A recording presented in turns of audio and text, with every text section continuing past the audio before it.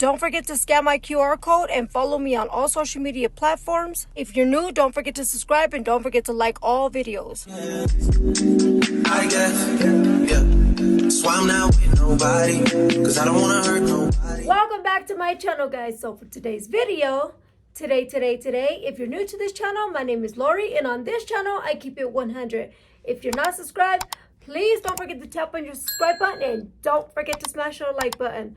With that being said, this is just story time, guys. I previously just did a video about premenopause and how I've been feeling. Please go check out that video. Don't forget to like and subscribe. Those feelings, I was literally on my period. So I just got off of my time of the month, like yesterday.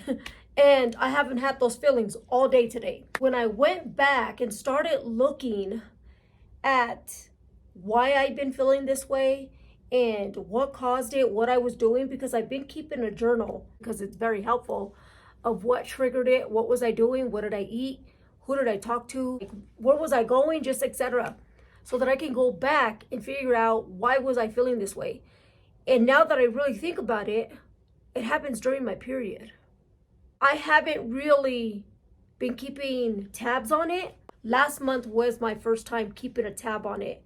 But you know what's crazy is, like, why did I feel this way during my period? Like, does this happen? I don't want to feel this way. But it doesn't happen on all my periods. That's the crazy thing. It doesn't happen every single month. And yes, I do have periods every month. For the past, I want to say 4 months, I've been bleeding heavier than before. When I have my period, it's like the first day. The second and the third day, it's really heavy. And the fourth day is when I just come off of it. So today was the fourth day, and I'm not having, like, literally no blood at all. So I'm just like, This video is more or less, I'm going to be talking about, since I turned my 40s, that I've been changing a lot in life, you know, physically, mentally, and I don't know what it is. I don't want it to get worse. I don't know if this is the worst part that I'm dealing with, but I'm noticing my body changing. And as hard as it is for me to say, is going through life and changing life and going through different experiences, it's fun, it's scary, and I hate not knowing the unknown. I don't like to not have control. I love having control over everything that happens with me, and when I don't have control, I feel like I worry a lot. And I've never experienced any of this stuff. You know, like I said, I was addicted to, pain meds before 8 years ago, 2017. I've been clean and sober since 2017. That's 8 years. Oh, God, praise God, praise God. I feel so good, so content, happy, and I'm in such a good place, in such a positive, clean place. I'm surrounded by nothing but great people that love, adore, and cherish me. I got rid of all the negativity people that just drained the life out of me. You know, because that's another thing. You could be surrounded by people or people that you think really love you. Yeah, they love you, but for all the wrong reasons. And, as hard and as hurtful as it is for me to say, I have a sister that is 57. I'm 47. We're 10 years apart. And let me tell you, I don't want to be putting her business out there, but, I'm an open book. I just want people to know me and my background. I have a sister. She's 10 years older than me, and she's highly addicted to methamphetamine and alcohol. She was addicted to just drinking. Then she began to hang around with the wrong crowd, and that's all it took. She became addicted to methamphetamine, so she stole from me. She was very toxic in my life. She would only come around me when she needed things. I knew by me allowing all of that shit to happen, I was only falling apart. I was the only one hurting, and I wasn't benefiting from anything. You know, I love to spend time with her, and I felt like me purchasing things for her, you know, drugs, alcohol, she wants to be around me because I got the money to buy her the things. And so when I noticed that it became a habit, every time thing, I started to notice that that's the only way she would want to be around me. So I literally had to cut that shit off, like quick, because if I didn't do it, then I was gonna continue to get used.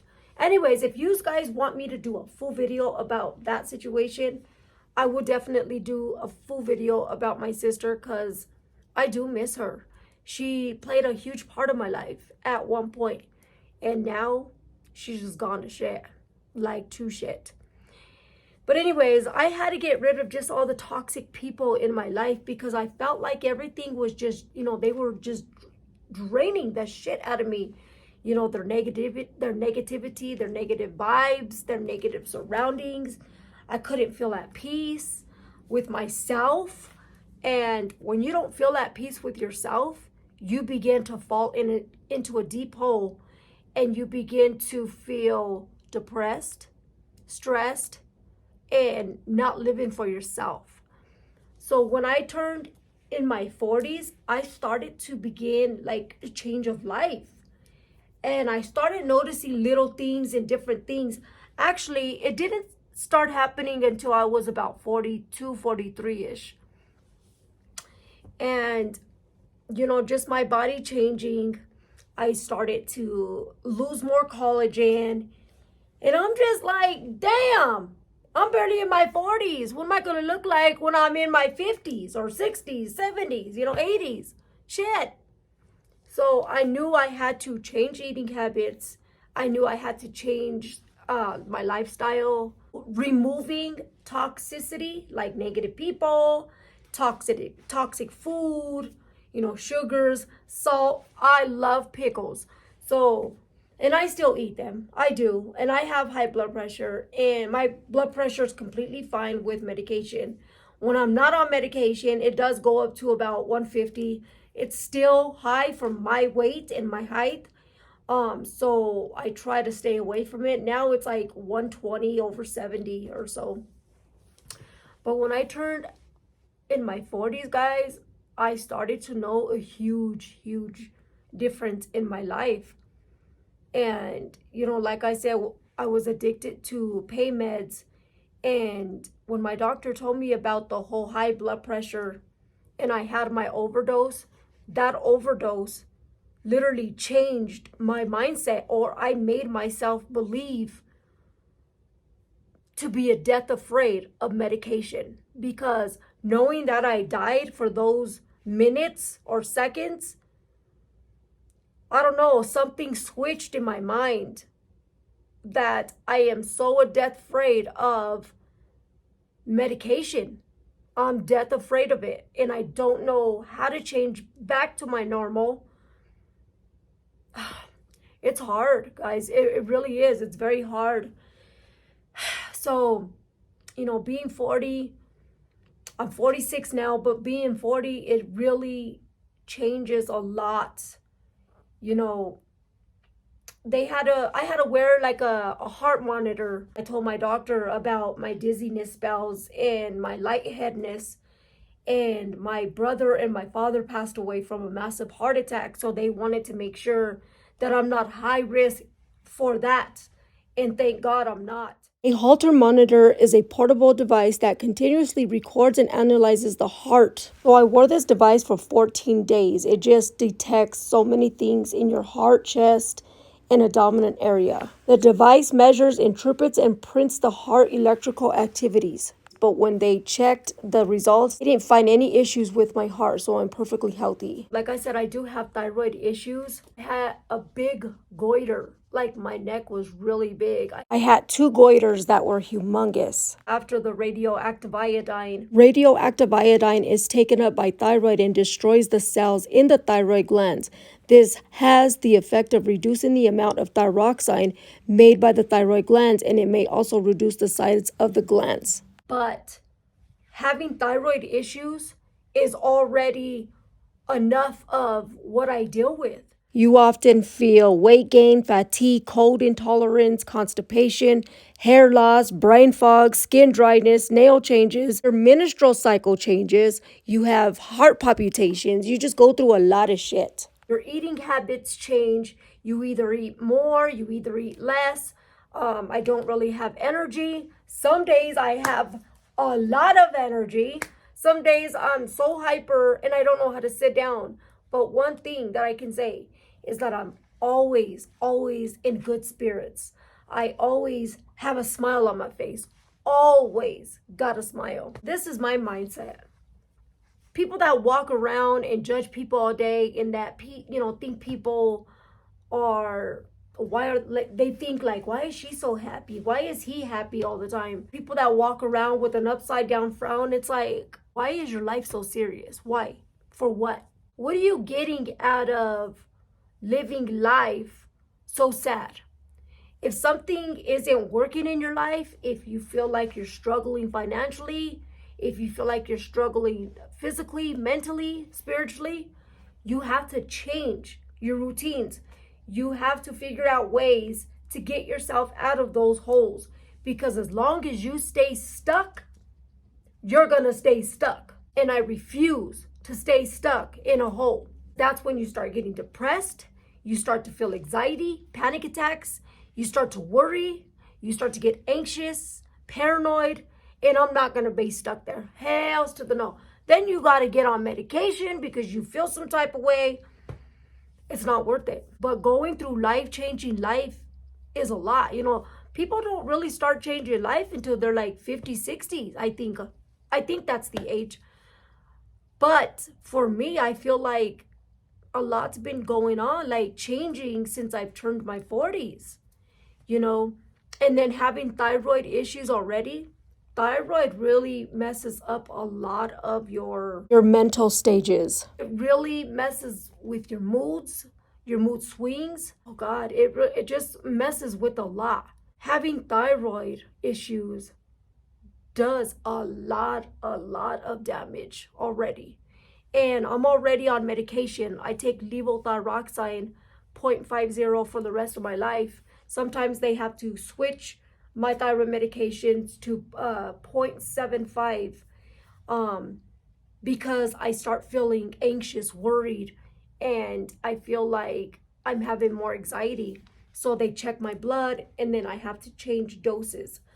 But going through change of life for women, it's a lot. It really is. And I never understood when women would say, I'm going through change of life. I'm like, what are they talking about?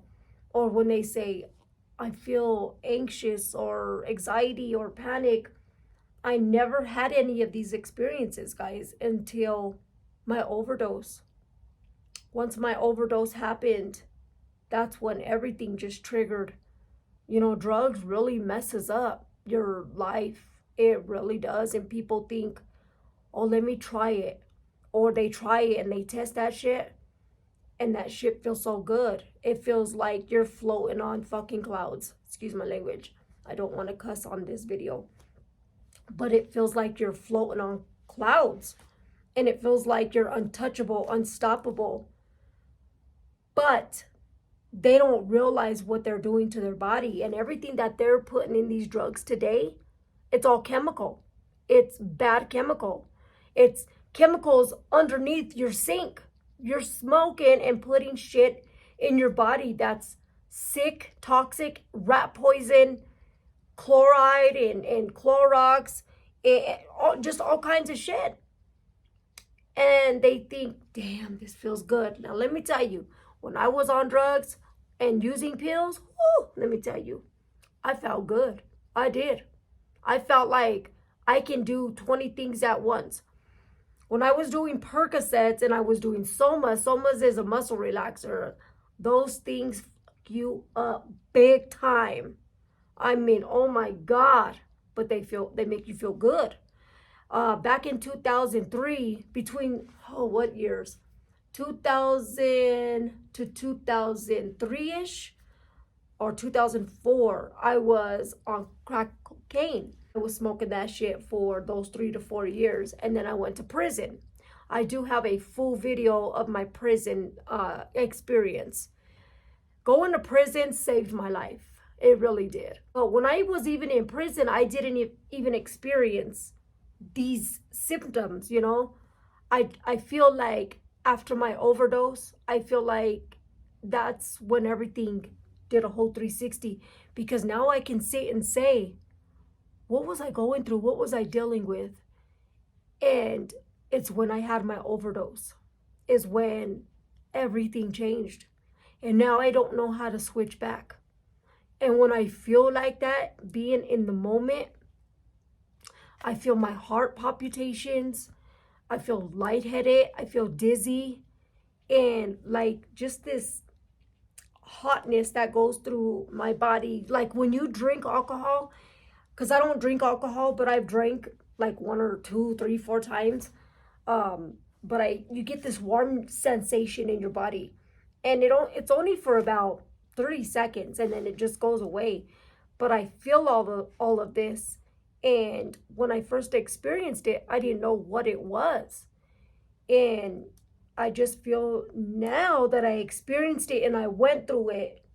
When I went through my overdose, that's when I started with all of this extra shit. Changing life, I don't know if I'm going through premenopause, or I don't know if it's my thyroid. I don't know. I don't know if being in my 40s has anything to do with it.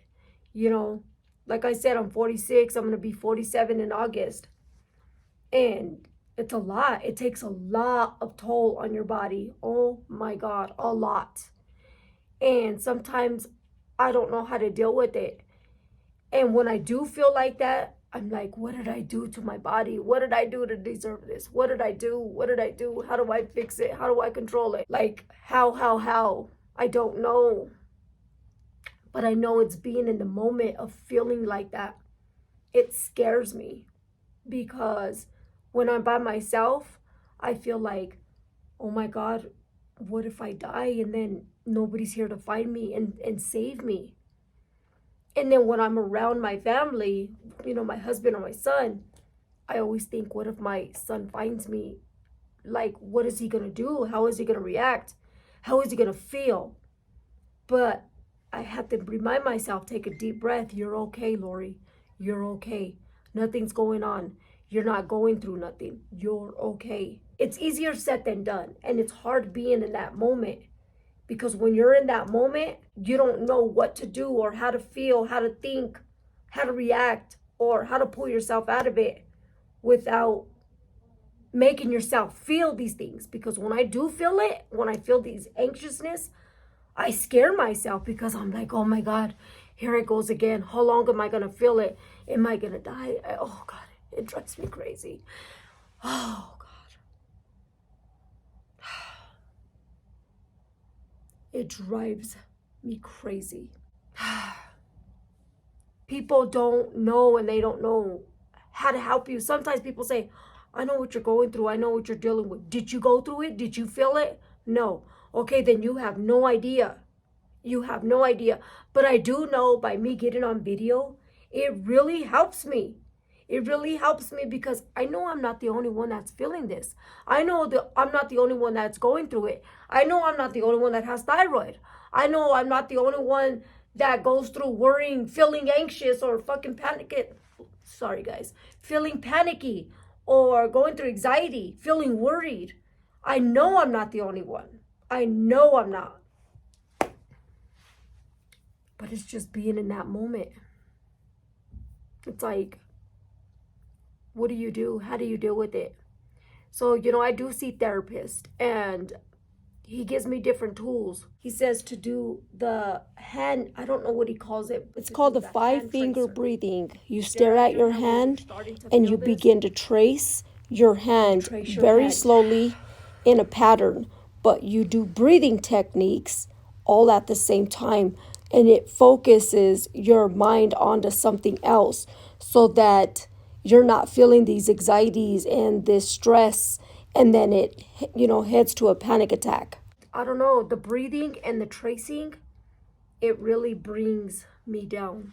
It does. I just feel so relaxed right now that I just did that. But I'm not even going through these symptoms right now. But that really helped bring me down. Or I download a video game on my phone, solitary or word search. And when I start to feel these feelings, I jump on there, bam, bam, and I start to play my video games. Cause you gotta grab your mind and shift it to something else before your mind takes over and you start getting sucked into this panic attack and full-blown anxiety. When I start to feel heart palpitations, cause that's how it starts. I start to feel heart palpitations, and when I feel that, I immediately, if I'm by myself, I immediately jump onto a video game or do my breathing techniques if I'm by myself. When I'm with other people, like my son and my husband, they literally know what to do to bring me down, to calm me down. They always say, my son taught my husband how to cope and how to deal with my anxiety and panic attacks. I think that's the cutest thing ever, guys. It's just the cutest. And he started teaching him that when we first started kind of dating. So the fact that my son says, one thing you got to know about mama, she sometimes she goes through anxiety and you just have to know how to deal with it because, you're a part of her life and, you need to know how to calm her down. So the fact that my husband was willing to learn, it's a breath of fresh air.